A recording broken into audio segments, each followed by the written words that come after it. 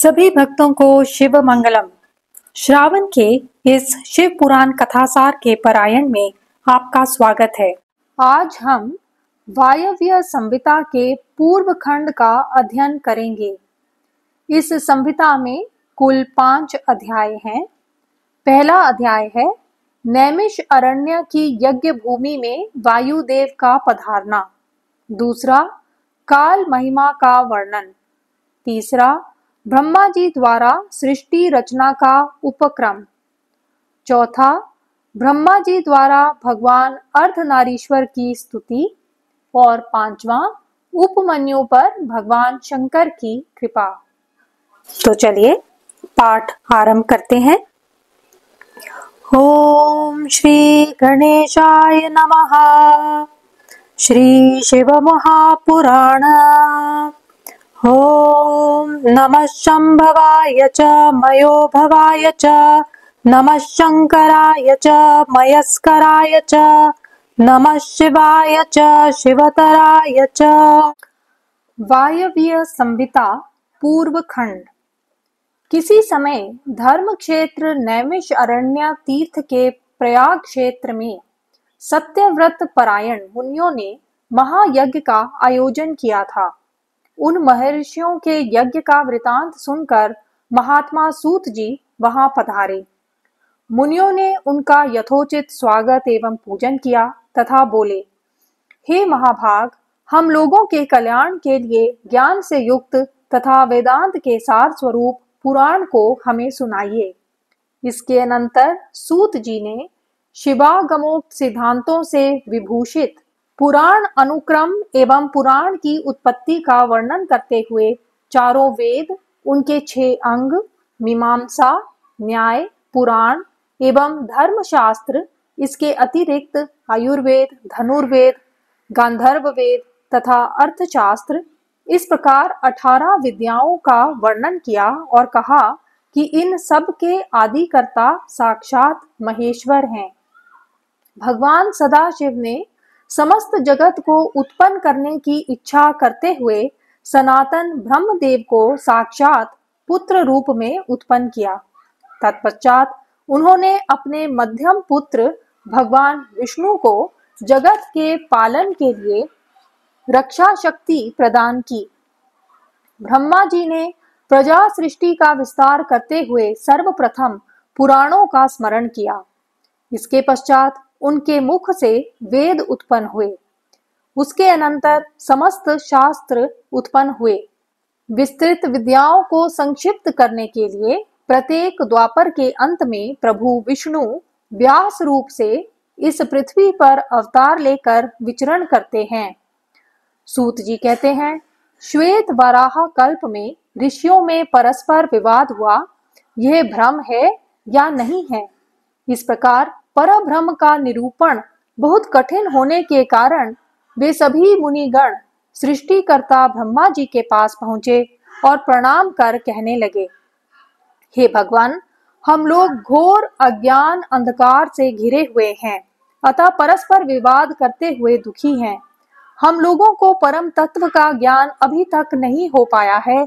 ऐसा पूछे जाने पर ब्रह्मा जी के नेत्र आश्चर्य से खिल उठे और वे ध्यान में मग्न होकर रुद्र रुद्र इस प्रकार का शब्द उच्चारण करते हुए बोले, जो संपूर्ण जगत की सृष्टि करता है, जिनसे ये सभी ब्रह्मा, विष्णु, रुद्र एवं इंद्रादि देवता उत्पन्न हुए, जिन्होंने सर्वप्रथम मुझे पुत्र रूप से उत्पन्न किया, वेदों का ज्ञान प्रदान किया, उन्हीं की कृपा से मैंने इस प्रजापति पद को प्राप्त किया।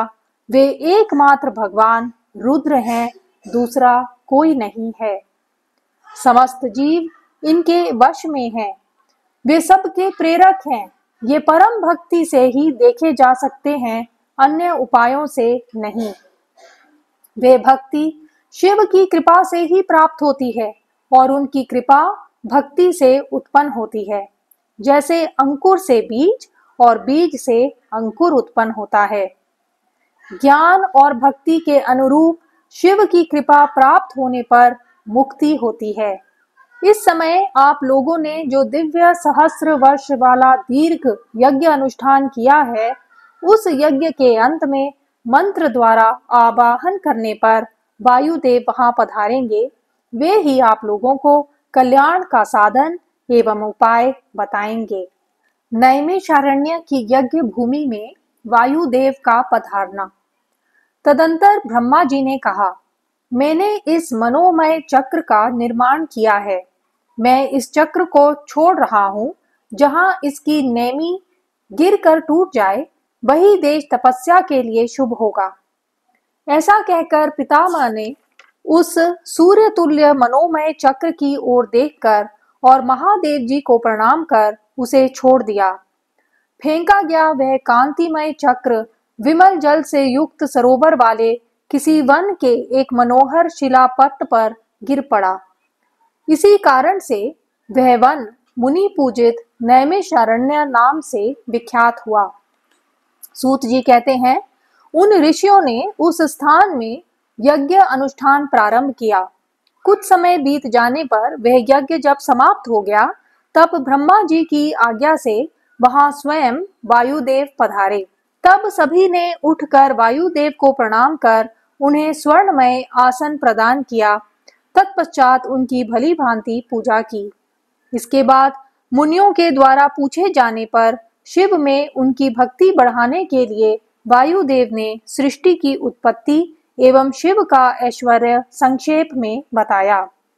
मुनियों ने पूछा, आपने वह कौन सा ज्ञान प्राप्त किया है जो परम से भी परम सत्य एवं शुभ है तथा जिसमें उत्तम निष्ठा रखकर पुरुष परम आनंद को प्राप्त करता है?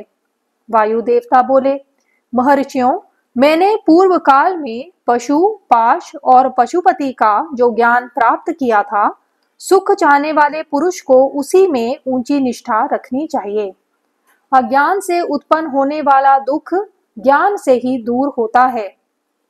वस्तु के विवेक का नाम ज्ञान है। वस्तु के तीन भेद माने गए हैं, जड़ यानी प्रकृति, चेतन यानी जीव और इन दोनों का नियंता परमेश्वर। इन्हीं तीनों को क्रम से पाश, पशु तथा पशुपति कहते हैं। ब्रह्मा जी से लेकर स्थावर प्राणियों तक सभी जीव पशु कहे गए हैं। उन सभी पशुओं के लिए ही यह उत्तम दृष्टांत कहा गया है। यह जीव पाशों में बंधता और सुख दुख भोगता है, इसलिए पशु कहलाता है। यह ईश्वर की लीला का साधन भूत है। महर्षियों, इस विश्व का निर्माण करने वाला कोई पति है, वही पशुओं को पाश से मुक्त करने वाला है। अतः वही पशुपति है। पशु, पाश और पति का जो वास्तव में पृथक पृथक स्वरूप है, उसे जानकर ही ब्रह्मवेता मनुष्य योनि से मुक्त होता है। सृष्टि के आरंभ में एक रुद्रदेव ही विद्यमान रहते हैं, दूसरा कोई नहीं रहता।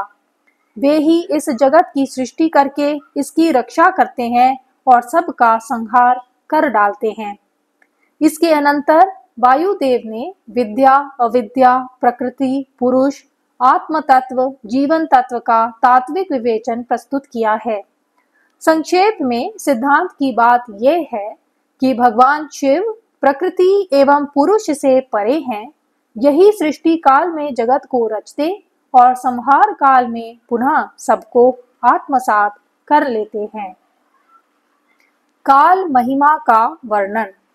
ऋषियों द्वारा जिज्ञासा करने पर वायुदेव ने काल की महिमा का वर्णन करते हुए कहा, संपूर्ण जगत तो काल के वश में है, पर काल जगत के वश में नहीं है।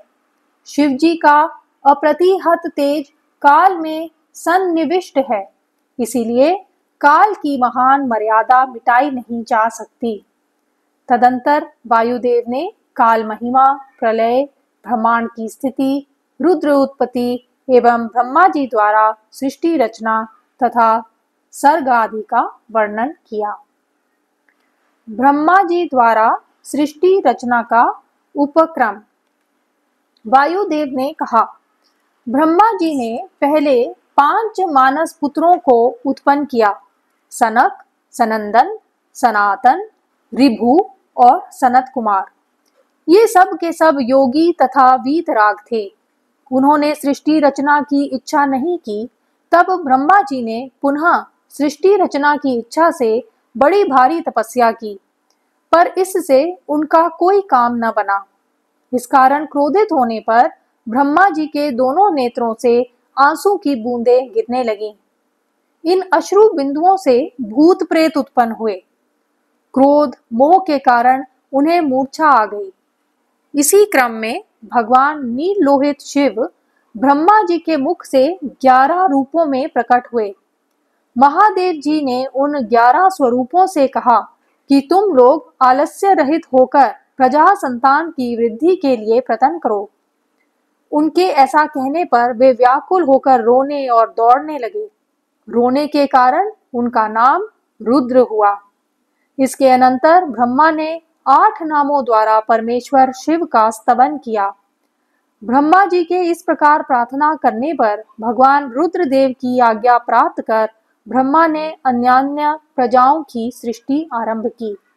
उन्होंने अपने मन से ही मरीचि, भृगु, अंगिरा, पुलस्त्य आदि 12 पुत्रों की सृष्टि की। तत्पश्चात समाधि द्वारा अपने चित्त को एकाग्र करके रुद्र सहित ब्रह्मा जी ने देवताओं, असुरों, पितरों, विद्याधरों, गंधर्वों, गुहकों, मनुष्यों एवं पशु पक्षियों, जलचरों, सर्पों, कीटों इत्यादि को अपने अंगों उपांगों से उत्पन्न किया। वायुदेव ने कहा, वास्तव में अचिंत्य रूप महेश्वर ही सब भूतों के निर्माता हैं। उनके मुख से ब्राह्मण प्रकट हुए हैं। वक्षस्थल के ऊपरी भाग से क्षत्रियों की उत्पत्ति हुई है। दोनों जांघों से वैश्य तथा पैरों से शूद्र उत्पन्न हुए। इस प्रकार उनके अंगों से संपूर्ण वर्णों का प्रादुर्भाव हुआ है। ब्रह्मा जी द्वारा भगवान अर्धनारीश्वर की स्तुति।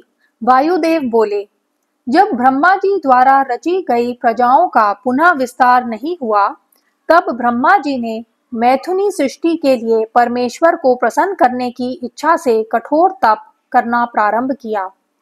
भगवान सदाशिव ब्रह्मा जी के तप से संतुष्ट होकर अर्धनारीश्वर के रूप में प्रकट हो गए। तब ब्रह्मा जी हाथ जोड़कर दंडवत प्रणाम करके वेदार्थ से युक्त सूक्ष्म अर्थों से परिपूर्ण सूक्तों से भगवान अर्धनारीश्वर की स्तुति करने लगे। ब्रह्मा जी की स्तुति से प्रसन्न होकर मधुर वचन कहते हुए महादेव ने अपने शरीर के वाम भाग से देवी रुद्राणी को प्रकट किया। जिन दिव्य गुण संपन्न देवी को ब्रह्मवेता लोग परात्पर परमात्मा शिव की पराशक्ति कहते हैं, जिनमें जन्म मृत्यु जरा आदि नहीं है, वे भवानी शिव जी के अंग से उत्पन्न हुई। ब्रह्मा जी बोले, हे सर्व जगन्मयी देवी, सृष्टि की बढ़ोतरी के लिए मैं मैथुनी सृष्टि करना चाहता हूँ। आपसे पहले नारी कुल का प्रादुर्भाव नहीं हुआ है। संपूर्ण शक्तियों का आविर्भाव आपसे ही होता है। इस चराचर जगत की वृद्धि के लिए आप अपने अंश से मेरे पुत्र दक्ष की पुत्री हो जाइए। ब्रह्मा के इस प्रकार याचना करने पर देवी रुद्राणी ने अपनी भौहों के मध्य भाग से अपने ही समान कांतिमती एक शक्ति प्रकट की। ब्रह्मा जी की प्रार्थना के अनुसार वे देवी दक्ष पुत्री हो गईं तथा ब्रह्मा जी को अनुपम शक्ति देकर वे महादेव जी के शरीर में प्रविष्ट हो गईं और महादेव जी भी अंतर्धान हो गए। तभी से इस जगत में स्त्री जाति में भोग प्रतिष्ठित हुआ तथा मैथुन द्वारा प्रजा की सृष्टि होने लगी। इससे ब्रह्मा जी को भी संतोष और आनंद प्राप्त हुआ। इसके पश्चात ऋषियों की कई शंकाओं का समाधान वायु देवता के द्वारा किया गया तथा भगवान शिव और भगवती पार्वती की लीलाओं का वर्णन भी सूत जी ने किया। वायु देवता कहते हैं, मुनियों, परोक्ष तथा अपरोक्ष प्रकार भेद से ज्ञान 2 प्रकार का माना गया है। परोक्ष ज्ञान को अस्थिर कहा जाता है और अपरोक्ष ज्ञान को सुस्थिर। युक्ति पूर्ण उपदेश से जो ज्ञान होता है उसे परोक्ष कहते हैं। वही श्रेष्ठ अनुष्ठान से अपरोक्ष हो जाता है। अपरोक्ष ज्ञान के बिना मोक्ष नहीं होता। अतः तुम लोग आलस्य रहित हो श्रेष्ठ अनुष्ठान की सिद्धि के लिए प्रयत्न करो। ऋषियों ने पूछा, वायुदेव, वह कौन सा श्रेष्ठ अनुष्ठान है जो मोक्ष स्वरूप ज्ञान को अपरोक्ष कर देता है? वायुदेव ने कहा, भगवान शिव का बताया हुआ जो परम धर्म है उसी को श्रेष्ठ अनुष्ठान कहा गया है। उसके सिद्ध होने पर स्वयं मोक्षदायक शिव अपरोक्ष हो जाते हैं। उपमन्यु पर भगवान शंकर की कृपा।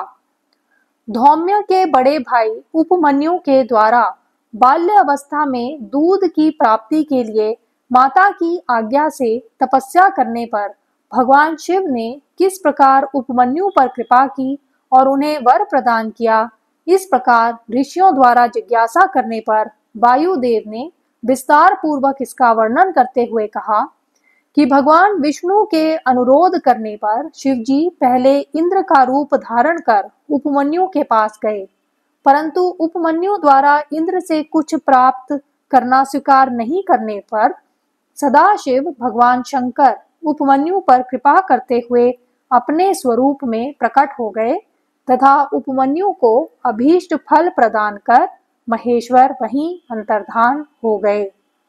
उपमन्यु भी परमेश्वर से उत्तम वर पाकर सुखपूर्वक अपनी जन्मदात्री माता के स्थान पर चले गए।